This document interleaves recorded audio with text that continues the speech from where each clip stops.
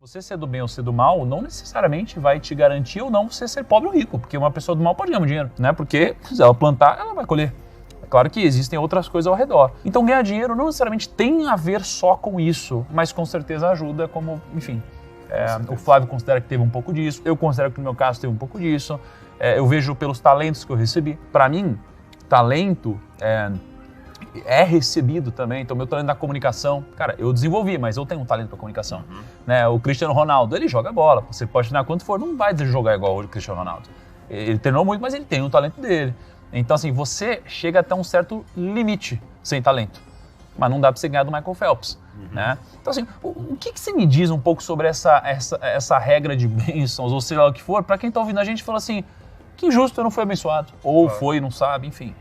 Aliás, pode até criar uma dicotomia meio perigosa, né? Porque se riqueza for sinônimo perfeito de bênção, que não é o que nós queremos dar de conotação aqui, eu vou dizer então que Madre Teresa de Calcutá foi uma desgraçada e o Putin é o homem mais abençoado do mundo, que é uma das maiores riquezas que tem, né? Estão falando aí dos palácios, essa coisa toda. E não é. O que ele tem que entender é o seguinte, em primeiro lugar, o mundo não tem justiça. Não há justiça nesse mundo.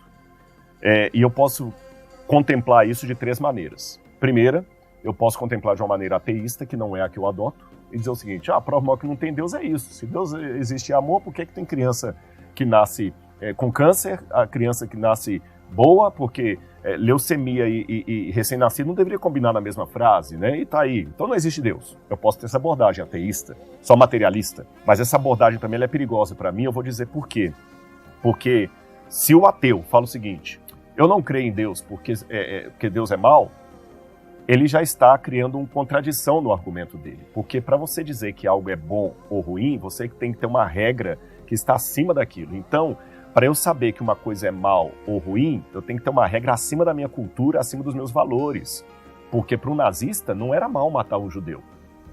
Então, qual que é a regra que está valendo? É a minha brasileira, que é contra o do camarada que estava ali matando. Então, não posso ficar baseando nisso. É a regra da natureza, tá? Mas os pinguins também empurram os mais fracos para o predador, então é a regra da natureza. Então tem que ter um legislador acima de mim que decida o que é bem e o que é mal. Agora, se o legislador não existe bem ou mal. Se não existe bem ou mal, com base em que você está questionando a bondade de Deus para falar que ele não pode existir?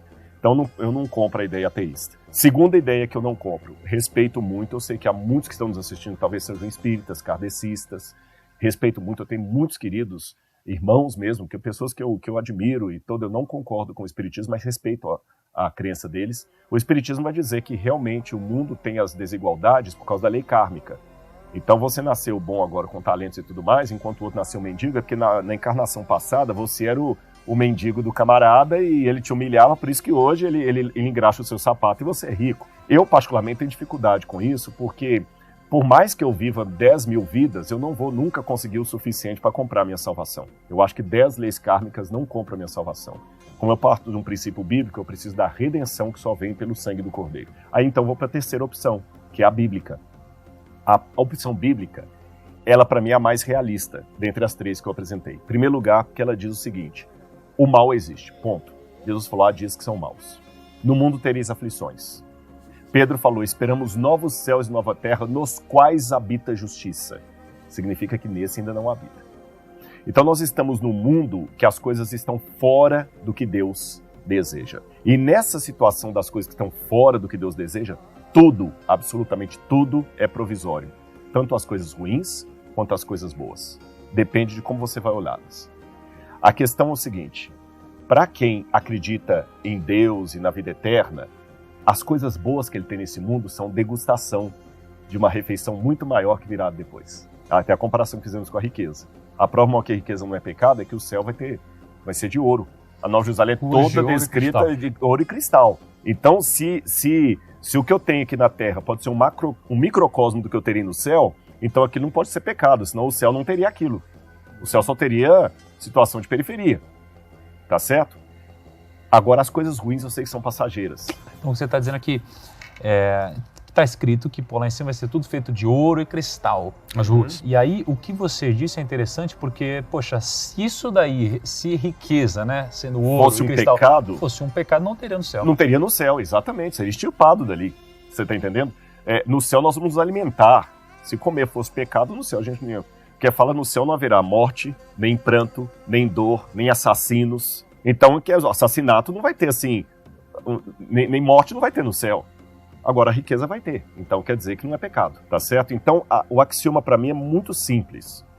Quando eu tenho essa esperança do céu, as coisas boas são a degustação do que me aguarda. E as ruins são passageiras, vão ficar para trás. Eu vou superá-las. Eu quero fazer uma pergunta aqui pro Foy, mas eu não sei se foi clara a minha resposta também. Viu? Claríssimo, claríssimo. Agora, só uma coisa, você falou que o mundo é injusto. E aí, você pega em Provérbios 13 aqui e diz o seguinte: o infortúnio persegue o pecador, mas a prosperidade é a recompensa do justo.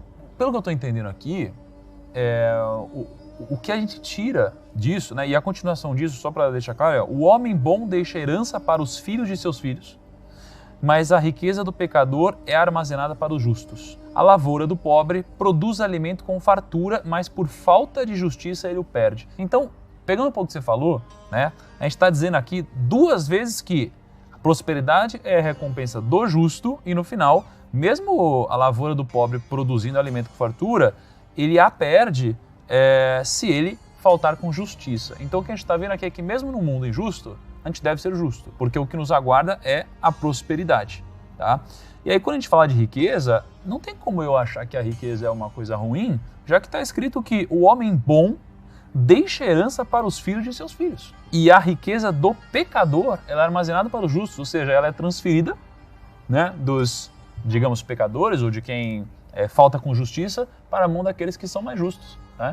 E aí eu queria então perguntar para o Flávio o seguinte: o que é preciso para ganhar dinheiro? Porque a gente está falando sobre ganhar dinheiro, sobre ficar rico, será que é errado ganhar dinheiro e tal?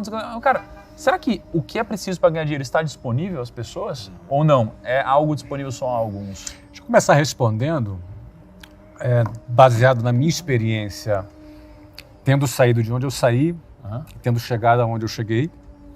E conhecendo muitas outras pessoas também, né? Número 2, conhecendo várias pessoas que saíram de onde saíram e chegaram onde chegaram.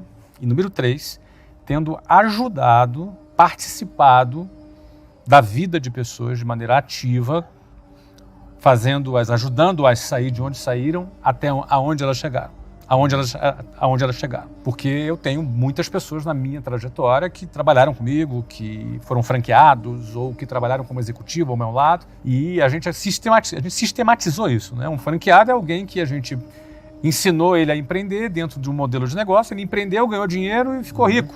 Ou seja, a gente conseguiu fazer isso e repetir isso com dezenas até centenas de pessoas. Isso é algo que faz parte aqui do meu processo, né? Então, em primeiro lugar, o que não é sorte. Alguém eventualmente pode fazer um jogo na loteria e ganhar na loteria? Pode. 1 em 50 mil, em 200 mil? Pode. Né? Estatisticamente é muito pouco provável. Eu nunca joguei na loteria, eu costumo dizer que eu sou um azarado, nunca ganhei nada na vida num sorteio, entendeu? Então, obrigado. Então, Então, eu diria que não é sorte. Segundo, o que eu fiz? Repeti, fiz várias vezes, ajudei outras pessoas a fazer o que fizeram e vi outras pessoas que fizeram e chegaram. Logo, tenho um conhecimento. Trabalhar e ganhar dinheiro é uma questão de conhecimento. Eu não tenho nenhum medo, e falo isso com toda a humildade do mundo, de que se eu, com o conhecimento que eu tenho hoje, se eu pegasse tudo que eu tenho e zerasse, eu construiria tudo de novo em menos tempo. Eu não tenho nenhuma dúvida, falo isso com muita tranquilidade e não falo isso para me exibir. Eu falo isso apenas como uma constatação de um conhecimento que pode ser acessível a qualquer pessoa. Ou seja, a pessoa, uma vez que tem um conhecimento sobre vendas, ela vai fazer dinheiro. Porque o que é uma empresa bem-sucedida? É uma empresa que vende bastante, que gera receita, que tem uma gestão para reter clientes e que tem uma gestão financeira que não torra esse dinheiro e que sabe gerar caixa e produzir dinheiro através de investimento financeiro. Pronto. Isso é sistematizado. Isso é uma coisa treinável, é uma coisa que se pode aprender. Então, eu já vi muitas pessoas que começaram do zero que ficaram ricas. Primeiro vamos definir o que é ficar rico. Vamos traçar um parâmetro. Ok, o cara ganhou R$1 milhão. O cara acumulou R$1 milhão. Vamos traçar isso como um parâmetro. Porque eu, pessoalmente, não acho que a riqueza é só financeira. Para mim, a Madre Teresa de Calcutá era uma das pessoas mais bem-sucedidas da história porque ela cumpriu a missão dela. Para mim, sucesso é cumprir sua missão. É só para deixar claro assim, por mais que eu também ache isso... A gente está falando de dinheiro aqui só para poder materializar, tá? Para mim, sucesso é cumprir sua missão. E, eventualmente, quem cumpre sua missão ganha dinheiro. Mas, eventualmente, não ganha, porque a missão dela não envolve esses parâmetros. Mas até por uma opção também. Às vezes por opção, ou porque a escolha dela não vai lhe dar não vai estar aí. E ela também não está preocupada com isso. Não é? A Madre Teresa de Calcutá é um exemplo disso. Então, assim, para você, o que é preciso para alguém ganhar dinheiro é autoconhecimento, conhecimento e um conhecimento específico sobre vendas. É isso. Eu somaria aqui também... Porque eu te perguntar, pô, e no farol? A pessoa sabe vender no farol, mas ela não vai ficar milionária. Então, assim, só isso mesmo? Não, mas o conhecimento sobre vendas não é necessariamente sobre vender no farol. Porque se você falar assim, você ficaria milionário vendendo no farol? Não ficaria. Então, qual que é isso que fala? É o modelo de negócios. Perfeito. Você tem que ter um conhecimento mais profundo, mais sofisticado, um modelo que você tem escala, que você tem a margem, que você tem a recorrência de preferência. É um modelo em que você, se você for sofisticar um pouquinho mais, como eu posso replicá-lo? Eu posso replicá-lo na internet, eu posso replicá-lo com franquia, eu posso replicá-lo com representantes independentes, com revendedores, ou também, se eu quiser sofisticar ainda mais, eu vou imaginar que esse modelo, uma vez desenvolvido, se torna uma máquina de fazer dinheiro. Eu posso ter alguém interessado em comprar um pedaço dessa máquina de fazer dinheiro para ganhar dinheiro por isso. E aí eu estou agora transacionando o equity. Eu estou transacionando, ou seja, você tem várias camadas, não é? Desde o vendedor do farol até uma venda de um M&A, uma Merging and Acquisition, né? Ou seja, eu vou fazer uma venda de equity. E aí essa venda de equity pode ser também, ter outras camadas de sofisticação. Eu posso fazer uma IPO em Nasdaq, nos Estados Unidos. Ou seja, você tem vários níveis de sofisticação. Se você ficar na sofisticação básica, como um vendedor ambulante, você pode até ter uma vida digna, ganhar um dinheiro e se sustentar e conseguir dar um bom estudo para o seu filho, como existem várias pessoas que conseguem, mas dificilmente essa pessoa vai ficar milionária. Ficar rica, vai ficar milionária. Ela vai precisar se sofisticar um pouquinho mais, e isso faz parte desse conhecimento que eu estou falando. Sim, quando eu digo, se eu perdesse tudo agora, eu começaria de novo e chegaria mais rápido, porque eu já tenho um conhecimento profundo em todas essas camadas, porque eu já passei por essas camadas. Agora, o bacana é que é possível aprender, eu te conheço há alguns anos, você já passou por várias dessas camadas também, não é? Então, ou seja, é possível a pessoa aprender e se desenvolver e crescer em cima delas.